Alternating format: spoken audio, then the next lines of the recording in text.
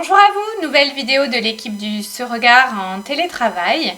Aujourd'hui, nous vous proposons d'aborder la problématique de l'illettrisme en France. Et dans la situation que nous traversons aujourd'hui, nous allons également aborder la problématique de l'électronisme. Tout d'abord, une précision entre analphabétisme et illettrisme. L'analphabétisme concerne les personnes qui n'ont jamais été scolarisées, donc qui ne connaissent pas les codes de l'écrit dans aucune langue, ni le système scolaire. L'illettrisme, en revanche, concerne des personnes qui ont été scolarisées dans notre système scolaire et qui en sortent sans diplôme et sans être en capacité de pouvoir lire, de pouvoir écrire, de pouvoir compter, de pouvoir isoler des informations dans un texte simple.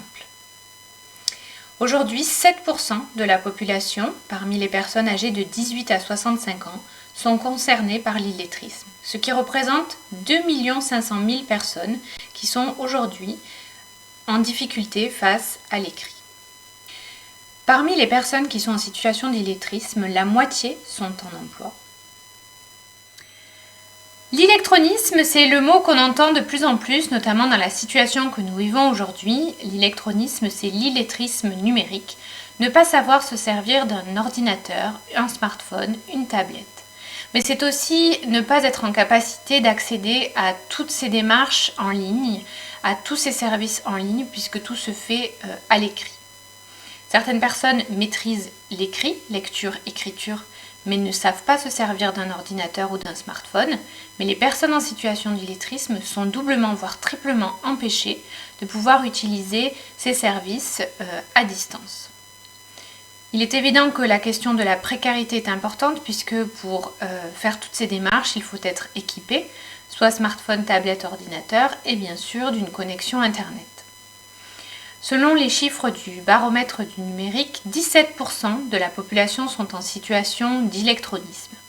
Donc soit pour des situations de non-maîtrise de l'écrit, soit pour des situations de non-maîtrise de l'outil numérique.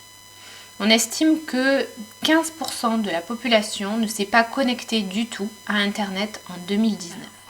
Une personne sur 5 aujourd'hui n'est pas capable de communiquer via Internet. Dans la seconde vidéo du Ce Regard, nous ferons un focus sur les solutions qui sont disponibles aujourd'hui dans cette période de confinement pour aider les personnes qui sont en situation d'électronisme pour diverses raisons.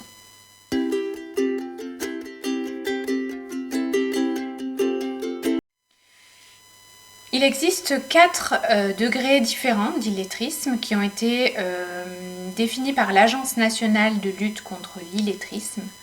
Le degré 1 concerne les compétences de repérage dans l'écrit, dans l'univers de l'écrit, mais aussi dans l'univers des nombres, dans l'espace et dans le temps, et la capacité à pouvoir participer à des échanges oraux simples.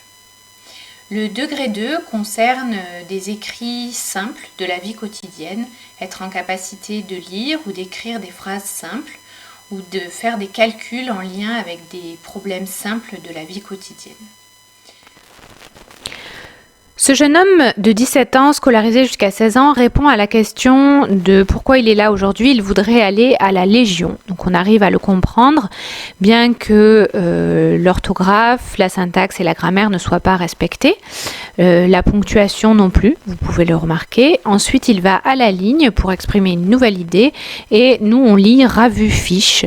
Cette personne, en fait, recherche un travail fixe. Donc il a transcrit travail fixe à l'écrit par Ravu fiche. Et là, on est dans l'incapacité, en fait, de comprendre ce qu'il voudrait nous dire. Voilà un exemple qui peut illustrer le premier degré du cadre de référence de la NLCI. Je vous montre ensuite un autre exemple, toujours issu des journées de défense et de citoyenneté. Il s'agit également d'un jeune homme de 20 ans, scolarisé jusqu'à 16 ans. On lui propose une question autour de son métier, qu'est-ce qu'il aimerait faire. Voilà ce qu'il répond. Donc le métier, c'est ce que je voulais faire, c'est menuisier. En fait, nous, sur la fin de la première ligne, on lit mu-, ce que vous voyez ici. Pour lui, c'est menuisier. Là, vous voyez que également la ponctuation, la syntaxe, la grammaire ne sont pas correctes, mais un peu plus que dans l'exemple précédent.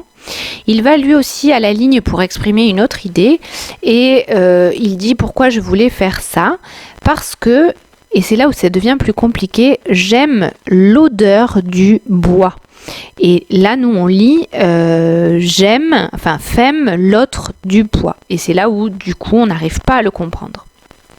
Donc ces deux exemples illustrent bien ce que ça peut être les situations d'illettrisme. Pourtant, ces deux personnes ont lu la question et ont écrit. Donc quand on dit illettrisme, c'est pas savoir lire, pas savoir écrire, vous voyez que c'est plus compliqué que ça.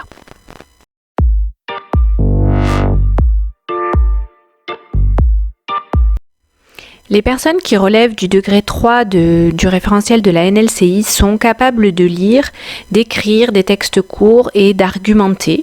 Ils sont aussi capables de résoudre des problèmes complexes, mais perdurent des erreurs d'orthographe et quelques erreurs de lexique ou de grammaire. Sur l'exemple que vous voyez à l'écran, il s'agit d'une jeune femme qui a été scolarisée jusqu'en 3e. C'est un exemple que Anne Toronchik, une personne qui a beaucoup écrit, une ancienne formatrice qui a beaucoup écrit sur la question de l'illettrisme, nous a gracieusement prêté. Donc vous voyez que cette personne rajoute de la ponctuation par rapport aux deux exemples précédents. Les majuscules ne sont toujours pas présentes. Elle nous dit « Je vais en vacances à Bordeaux, j'ai de la famille pour les voir et découvrir la région et la nature ». Donc elle écrit « Napure ». Il y a encore quelques erreurs de transcription comme « chez » au lieu de « j'ai »,« famille » pour « famille » et « napure » pour « nature ». Mais vous voyez que la structure des phrases, la structure grammaticale est correcte et il reste encore des erreurs d'orthographe, mais vous voyez qu'il y a plus d'argumentation, plus de vocabulaire que par rapport aux deux exemples précédents.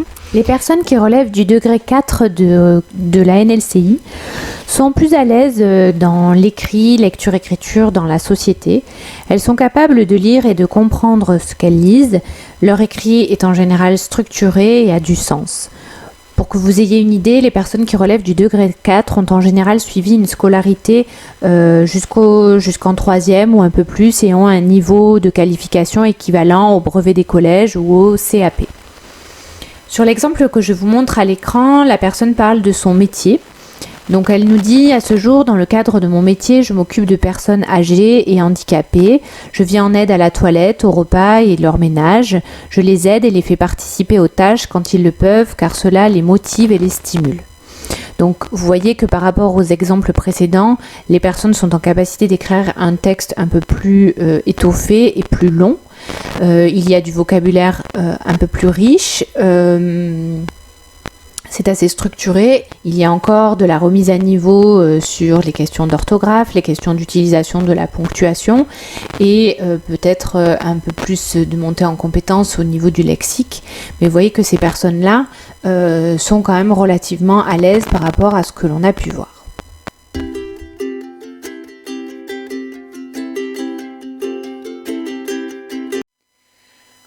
Réapprendre et réapprendre à tout âge, c'est possible. Se sortir des situations d'illettrisme, c'est possible. Soyez-en convaincus. Ce qui est plus compliqué, en revanche, c'est réapprendre. Oser réapprendre. Pour beaucoup de personnes en situation d'illettrisme, retourner dans une formation, réapprendre à lire et à écrire, pour eux, c'est impossible. Ils pensent qu'ils n'y arriveront pas. Être en situation d'illettrisme, ce n'est pas une maladie. Ce n'est pas de la dyslexie et on peut réapprendre et à tout âge. Mais ça nécessite un déclic des personnes, un accompagnement. Anne Vinerier, dans son livre « Oser entreprendre de réapprendre », parle d'une main généreuse qui serait tendue à un moment, soit par un proche, soit par l'organisme de formation, soit par n'importe qui est en lien avec ces personnes. Mais sachez que c'est bien eux qui vont faire tout ce travail de réapprentissage et qu'il faut donc un dispositif adapté pour qu'ils puissent réapprendre et ne pas décrocher.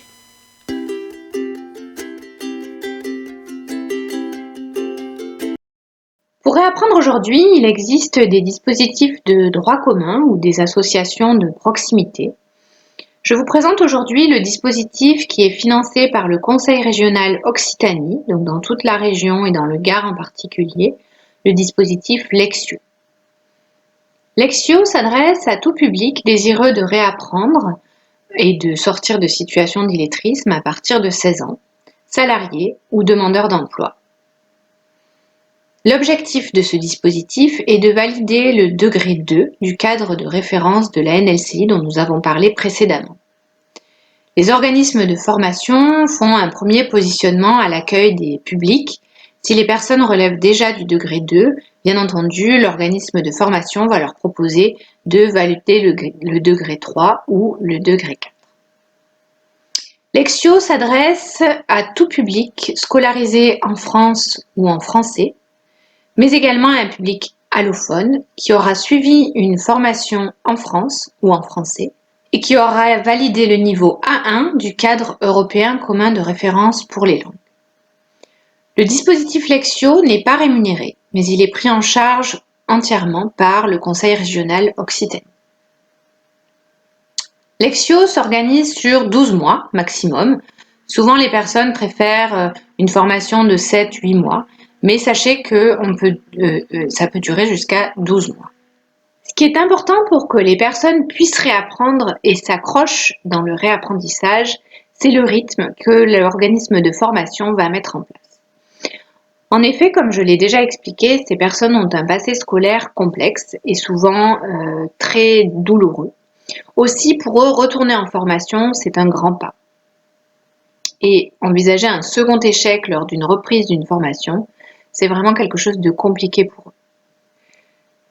Proposer donc un rythme de réapprentissage type 9h-17h de manière hebdomadaire tous les jours ou sur 4 jours, c'est beaucoup trop.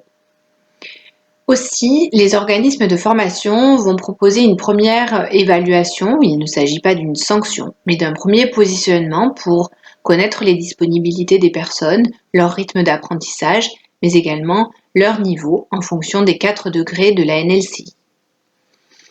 Suite à cette première évaluation, les organismes de formation vont proposer différents modules pour atteindre les différents degrés visés, 70 heures, 140 heures ou 210 heures de formation, en fonction donc de chaque personne. Comme je le disais, l'organisme de formation va faire très attention à proposer un emploi du temps qui s'adapte au rythme d'apprentissage. Aussi, les organismes de formation proposent souvent soit des matinées, soit des après-midi à un rythme de 2-3 fois par semaine, de manière à ce que les personnes puissent avoir le temps, justement, d'apprendre. Les contenus pédagogiques sont en lien avec le quotidien et avec ce que les personnes ont besoin de faire. C'est-à-dire qu'on va axer sur les apprentissages sur la recherche d'emploi, si ces personnes sont en recherche d'emploi, mais aussi sur les déplacements, sur la santé, la gestion du budget, les transports, mais également sur la culture ou le développement durable. Dans tous les cas, les organismes de formation vont beaucoup axer les apprentissages sur la maîtrise de l'outil numérique et la maîtrise de l'Internet et de la recherche d'informations sur Internet.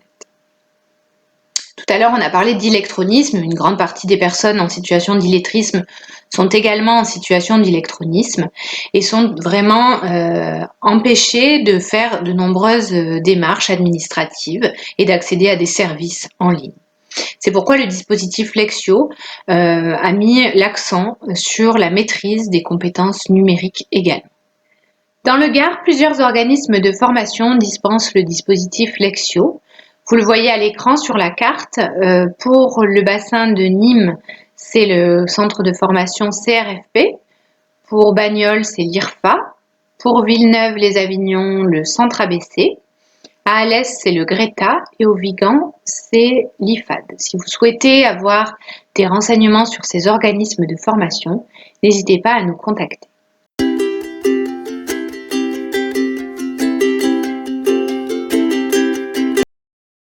Si vous souhaitez avoir plus d'informations sur cette thématique de l'illettrisme, je vous invite à consulter le site internet de la chaîne des savoirs, sur lequel vous trouverez de nombreux témoignages de personnes qui sont sorties de situations d'illettrisme ou qui sont en train de réapprendre et qui militent pour que davantage de lieux de réapprentissage se développent en France.